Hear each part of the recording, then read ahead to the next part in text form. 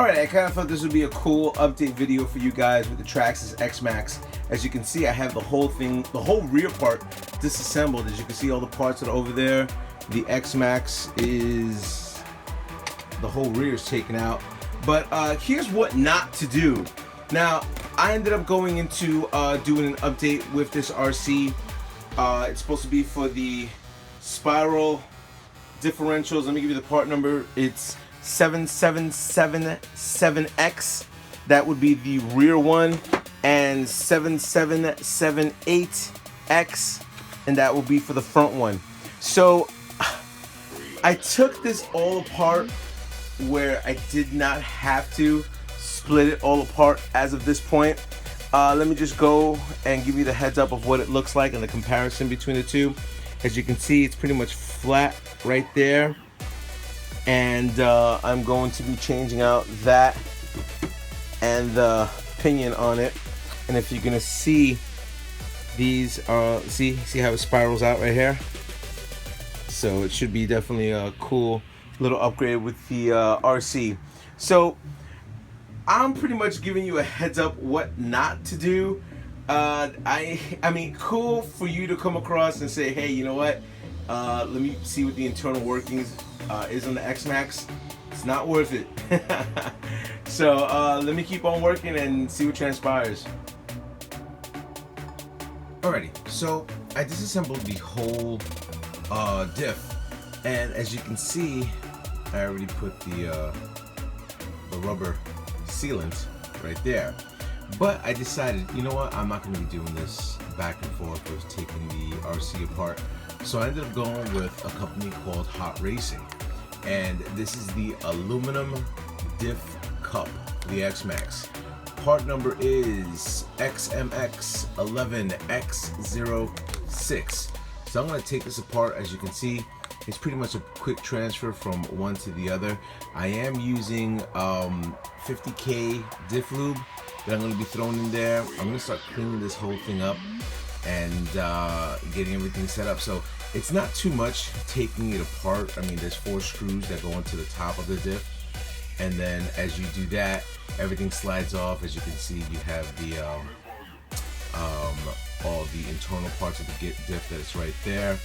That component right here slides into here, and there's the other component. So I'm just going to clean this whole thing off, shine it all up nice, then re-lube it, install everything back in, and then I'll just give you the final product of what it looks like. Like I said, it's not too much. I am going to be changing out the screws to stainless steel. Should I?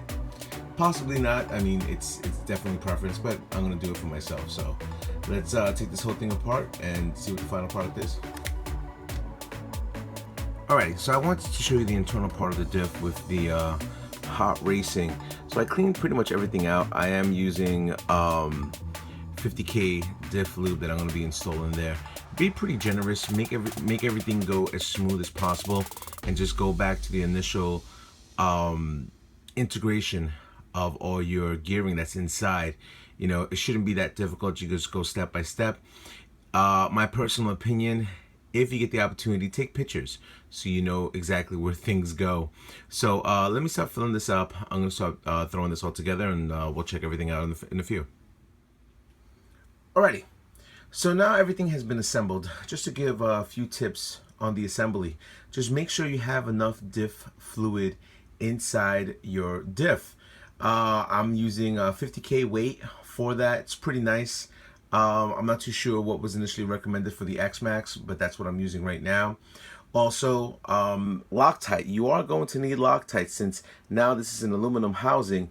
You are going to have to Loctite these screws, and also you're going to have to Loctite the screw that's internal right here, holding that in actuality is for the dog bones. So those are the cups for the dog bones right there. But all in all, it came out really nice. I ended up cleaning a lot of this, which just for presentation purposes, but now I have to lube everything back up once I install it right there. As you can see, the spinal pinion is already installed. Now, usually I would install everything and just be done with the integration of just the update on the X-Maxx. but there's a lot more integration that I have to do. I have a whole bunch of parts that I've acquired. So as of right now, I'm just going to show you the diff fully assembled, and hopefully this video was informative to you. If you are going to do something like this, my recommendation is, if you are going to go with the spinal gearing, definitely go with the housing as well. You don't need to do the steel screws.